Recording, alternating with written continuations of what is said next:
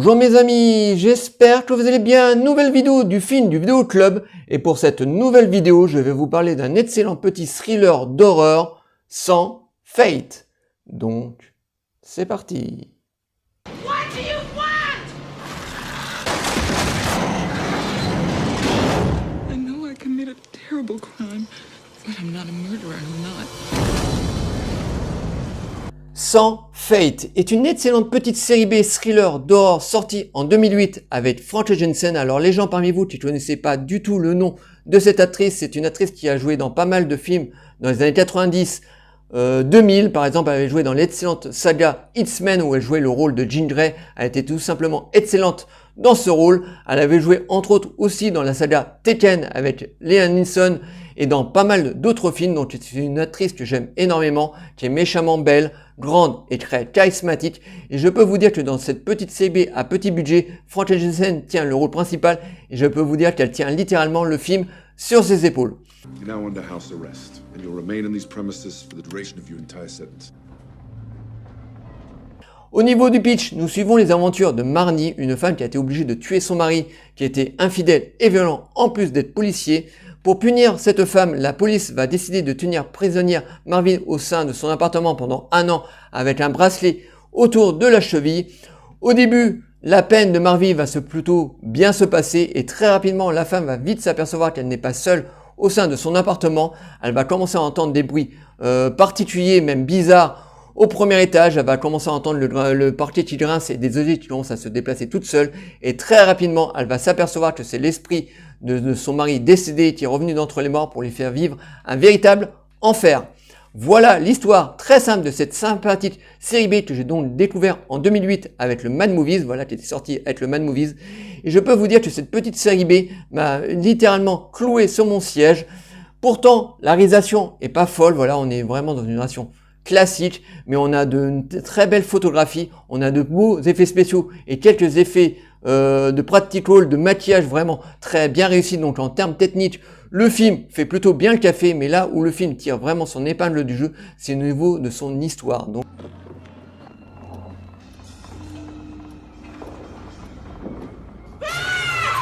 Donc on est en véritable empathie avec cette femme qui est obligée de rester prisonnière dans son appartement. Donc le film est quasiment un huis clos, voilà, pendant pratiquement l'intégralité du film.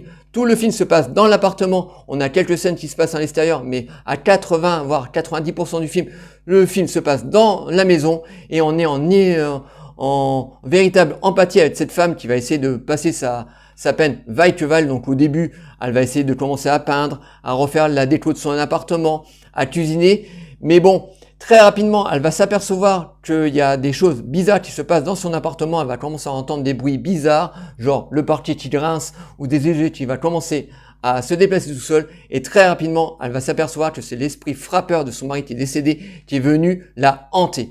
Et je peux vous dire que au début du film, le film commence comme un thriller classique et au fur et à mesure que le film va avancer, on va rentrer tout doucement dans un film d'horreur avec des mises à mort. Alors certes, il n'y en a pas beaucoup, il y en a 2, 3, mais les peu de mises à mort qu'il y a dans le film sont vraiment très réussies, très violentes et très sanglantes. Voilà, je veux rien vous révéler, mais à un moment, on a un petit coursier comme ça qui vient tous les 3 jours livrer les courses à Marnie. Donc au début, ils vont vite devenir amis, ils vont même devenir amants au milieu du film.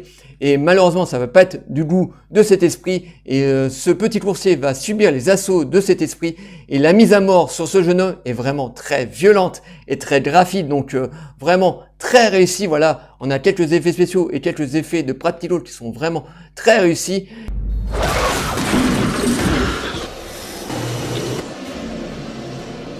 Et je peux vous dire que Marnie, elle aussi, va subir les assauts de cet esprit frappeur. Et je peux vous dire que ça va être un véritable enfer. Donc c'est une excellente petite série B d'horreur que je vous conseille. Voilà, on s'ennuie vraiment pas du tout. On est tenu en haleine du début jusqu'à la fin. Voilà, Marnie, voilà, va subir la nuit et le jour les assauts de ce mari fantôme, voilà, qui a décidé de se venger.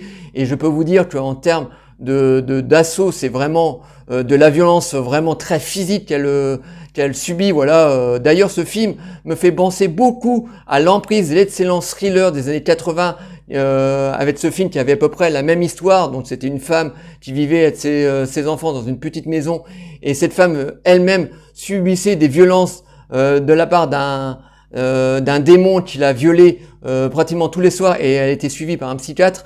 Et l'histoire de ce film de Sans Fate me fait penser énormément à l'emprise, avec le côté science-fiction en moins, avec un côté thriller et horreur beaucoup plus prononcé. Et donc ces films sont très similaires, et ce film est vraiment très réussi. Since you've been to confession, Marley. Scarlett Johansson dans le rôle de Marnie est vraiment excellente. Voilà, elle est excellente dans cette femme traumatisée déjà par la mort de son mari, voilà, qui a subi des violences déjà quand elle était vivante, mais qui va encore subir des violences encore plus violentes quand il est mort. Voilà, Scarlett Johansson est vraiment excellente. Tout le reste du casting est inconnu, à part Michel Pérez, un excellent acteur des années 90-80, qui joue les rôles de ce fantôme frappeur. Donc on le voit pas beaucoup dans le film, mais c'est toujours plaisant de retrouver Michael Pérez dans ce rôle d'enfoiré. Voilà, il a joué beaucoup de films de héros, mais aussi beaucoup de rôles d'enfoiré, et il est plutôt excellent dans ce genre de rôle, dans ce tortionnaire, dans cet esprit tortionnaire qui vient se venger sur sa femme. Voilà, donc Michael Pérez est excellent. Hi, I'm Jimmy. Let's get started. All right.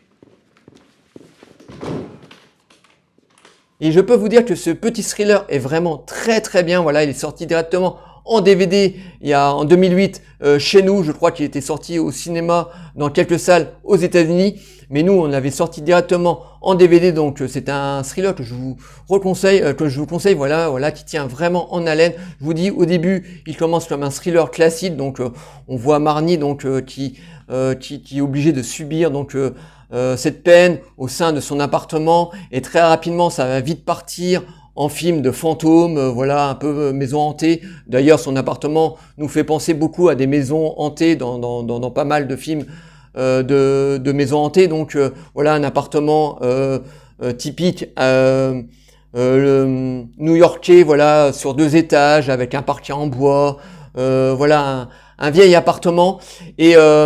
Et franchement, on suit vraiment à délectation les aventures de cette femme qui va vite tomber dans un cauchemar éveillé, voilà, avec cette espèce d'esprit frappeur comme ça qui va la hanter. On a 2-3 mises à mort, mais qui sont vraiment très très bien réussies. Voilà, je veux dire, on n'avait pas besoin finalement d'en avoir 50 dans le film. Là, les 2-3 mises à mort qu'on a sont vraiment très très bien réussies. Quand je vous dis vraiment violentes, très très violente. Voilà, le réalisateur a voulu faire montrer des attaques de paranormal, mais vraiment très très bien réussies. Donc I guess living in a house where you killed your husband must be tough on anyone, huh? Donc c'est une petite série B vraiment que je vous conseille de regarder. Alors je sais pas si elle est dispo sur YouTube, je ne pense pas, parce que c'est très rare qu'on trouve des films en intégrité dispo sur YouTube. Moi je sais qu'on trouve très souvent Sans Fate en DVD dans les Easy Cash, voilà, qu'on trouve à 1 ou 2 euros. Donc si vous pouvez vous le décoter, franchement décotez-le, parce que c'est vraiment une petite série B et que je vous conseille. Voilà, donc Sans Fate, c'est un film vraiment à voir absolument. J'espère que cette petite vidéo vous aura plu. Likez, délikez, abonnez-vous. N'hésitez pas surtout à m'envoyer des messages sur Sans Fate, je vous répondrai toujours avec plaisir. Et moi je vous dis à très très bientôt. Ciao les amis.